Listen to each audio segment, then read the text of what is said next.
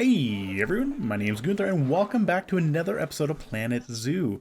In our last episode, we really focused on just cleaning up our bison exhibit, and I've gone through and I've added I off screen, I've added a few more barriers. I'm finding that the custom barriers just look significantly better than the pre-made ones, like the pre-made fences, and you have just so much more leeway and more room to kind of work with. I appreciate that, and I can see why people build them so often. So I've gone ahead and we've extended that all the way across. My goodness, we do have some protesters, but we are taking care of it. I hope we'll go address that shortly. But the other thing, and somebody let me know that we can actually change the color of water. I did not realize this, and you can change the color of the water really what color you want. I find that pretty cool. That being said, I feel like a nice like blue water is something that everybody always wants to see. So we're gonna go ahead with that. It looks a little weird, but hey, we're gonna stick with it and see what happens. But again, in our last episode, like I mentioned, we really just focus on building this up.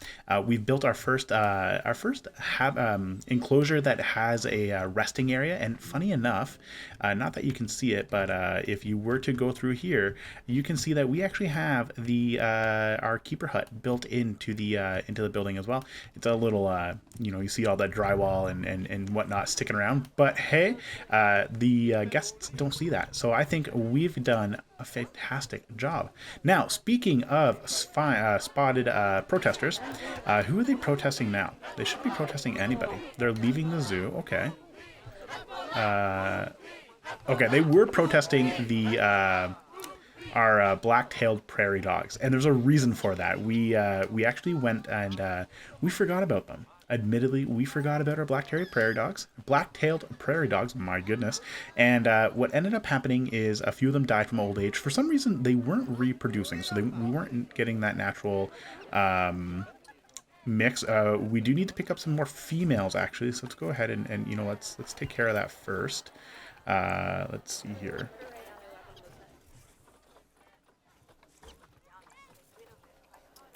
We need female. No, not not cougars. We need black-tailed prairie dogs. We'll go ahead and pick up this one. Not even gonna pronounce that name. It's a little tough. And we'll see. Maybe we can get just one more. Doesn't look like it, but that's okay. We have quite a few. So let's take a look. And because we just adopted, as is normal, we always send them over to the quarantine. We want to make sure that they're healthy and whole before we introduce them to the little pack that we have forming. When it comes to our Arctic foxes, we have a overpopulation issue, so we've been releasing some of our foxes into the wild. And remember, that was our goal always from the end.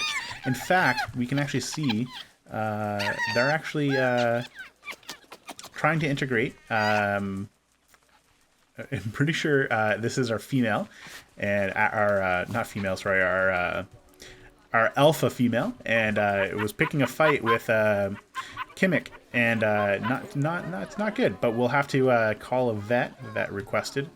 We'll request a vet urgently. We don't need a sick Arctic fox on our hands. Now, I think in today's episode, and I've kind of been thinking about this, we might build a habitat.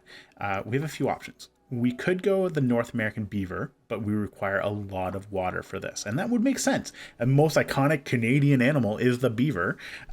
We could do the 9-banded armadillo, which does not require any water and is actually relatively small square footage, so that's not a bad option. The other thing I'm kind of on the fence about is a grizzly bear. The grizzly bears require a little bit more, so we're going to go ahead and we need 800 meters squared minimum. We'll probably have a juvenile every now and then, so let's say 900 meters squared. But I'm weary about making a grizzly bear exhibit. So I think today what we're going to do is we're going to go ahead with the 9-banded armadillo. We can have, let's see here, we can have up to two total. One female, one male. So that's not too bad.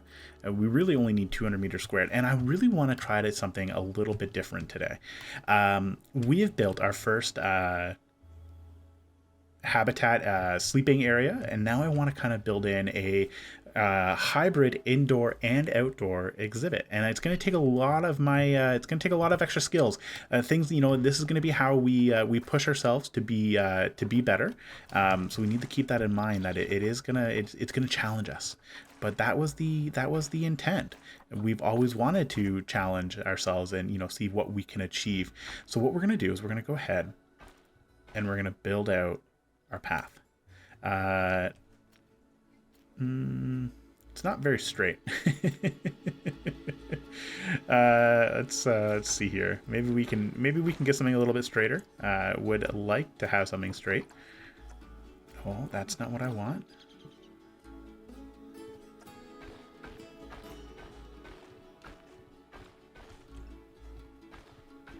All right, I think that's going to be our setup. Now, my theory, my thought process, what we're going to do is we're going to have, you're going to come in, you're going to have part of the exterior right here. Because remember, we want to have our courtyard. So our main courtyard, which is going to be the central attraction. So it's going to have all of our food and other necessities are going to be right here. So we will need to extend this path out, actually. So let's go ahead, and before I forget, we will extend that path out, and we're going to go in the center, and we're just going to go straight up, just a few blocks. And that's going to give us some ample space to work with. In fact, actually, let's go like this, make a little bit of a courtyard. And then this is just going to be a placeholder. We're going to work with this in the future. I say this, and I'm actually not happy with how large this, I don't like how large that is. We want it bigger. Let's see here. There we go. So we're going to have to work with something here. So my theory, my thought process, it would be to have the outdoor section right here. So you can come into the courtyard. If you were to have some tables right here, you can kind of look over and see it. But we're going to have a little bit of an open area right here. And then it's going to feed into an enclosed area right here. So we're going to actually use the enclosure is going to start. The wall's going to the entrance is going to be right here, flush with the entrance to the habitat. And then it'll kind of work its way around like an L, which is really what we want to do. Now, I'm going to go ahead and pause the game. We have an issue. Looks like we have some inbreeding happening, and that's the downside of having so many foxes, and we need to reset. So what we're going to do is we're going to release one of them to the wild, and we're going to go ahead and take our conservation points. It's gonna help out a little bit. We may need to adopt another male to try to get that to work, but we're going to live with the consequences for that one. We have obtained our first challenge. Look at that. It's something that we have putting off for a while, but this is where we are going to work with. So we're going to use, as normal, our tried and true time lapse, and I'm going to try my best to make my own entrances again, or not entrances, fences. I really want to continue to kind of work with that. And the reason why we're putting the armadillo over here is it's small and it does not require a whole lot of snow. The one thing I don't like about this is that you can see the snow as it around it. It doesn't really make sense for us to have something like this outdoors. But hey, you know what? We learn from our mistakes. All right, so we're gonna dive right in and let's see what we can achieve this episode.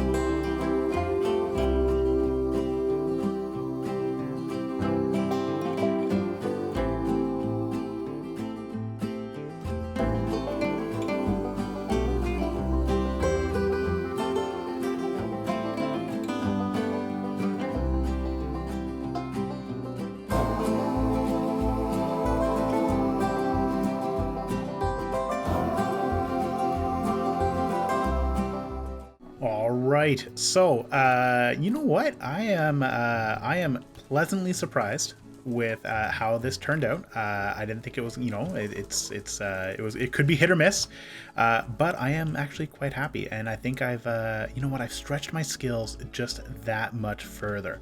The water it encroaches a little bit, so maybe we should maybe we should fix it so that the water doesn't just reach out into the path. It's never a good idea. So let's just tighten that up a little bit. Let's see if maybe I can sneak the water back in there. There we go. Again, I'm actually quite happy with this. The double-sided or the one-sided glass you'd be able to see in where they can't see out will provide them a little bit more privacy. We have a nice little skylight so we can get some natural sunlight into their enclosure area. We have their little underground burrow. We have some enrichment items, and we've built in an additional staff zone. Again, nothing too fancy, but it's gonna do the job for now. And something I'm actually kind of excited about. So not that you really have the ability to do this, but it's like almost like they're kind of, you have some armadillos just like scampering along, going into the exhibit. And I think that's pretty cool. I'm really happy with this. But the $1,000,000 question is, will the animals be happy with this? And let's find out. We need to find our there they are. We have Jose and Consuela. Let's move them. There we go. Let's move them into our new habitat. And let's see how they take it. In the meantime, we've had some alarming things pop up, and I think you probably saw it pop up just a few times. One of our timber wolves is not doing so good. They may have passed away. Let's take a look at their social. They actually have quite a few. We actually have one. We have 2 pups. And we have some elderly, so we're gonna have to rotate them out. We've been able to, kind of keep them up a little bit. Let's see how our black-tailed prairie dogs are doing. We have some issues expecting offspring. So we're finally doing it. We do have some gender ratio issues. So that's not too bad. And if we take a look at our Arctic foxes, doing quite well as well. The one thing I'm really kind of been keeping my eye out for is actually some more bison. I don't know why we can't seem to find bison. Let's see if maybe we can pick up some. What do they call it? American bison. There we go. Oh, we finally a male. It's not the best male, but we will take it. We'll set him over into our quarantine, and that'll help to start our reproduction processes. And we have our first armadillo. Let's see, are they happy? Not a whole lot of enrichment, but otherwise quite good. They're missing some grass. They have almost too much sand. So we can fix that really quickly, actually. So what we'll do is we'll just kind of brush the sides around a little bit with some grass. Like so. And then what we're going to do, just to balance it out. Too large. We're just going to put some dirt around the bricks here, and I think that's it. They are quite happy with everything. We actually could do with a few more plant coverage as well, but that's beggars can't be choosers. Not a huge fan of the fact that. There we go. Let's we'll warm this up a little bit, and then we'll have our nice transition into sand. Let's see if that actually worked.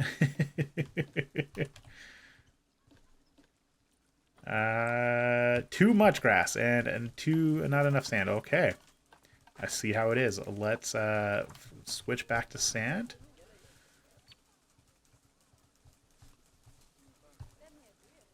There we go. And I guess we got a little too happy there. Let's fix this up.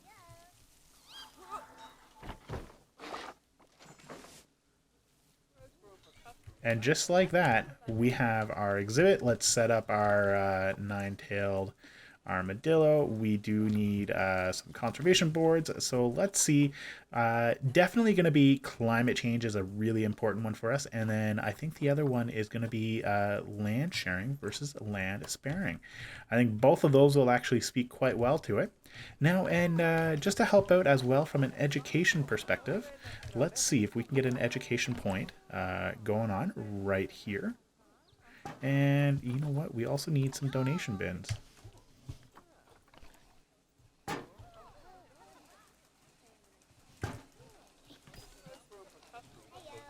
There we go. And everything is, it looks quite well. Weirdly enough, I don't like that. I don't like that. Hang on. Let's get rid of that path. They're walking all the way over here, which we will get them to do eventually. This is going to be our new food court. But they're walking over here to kind of stare into this armadillo enclosure.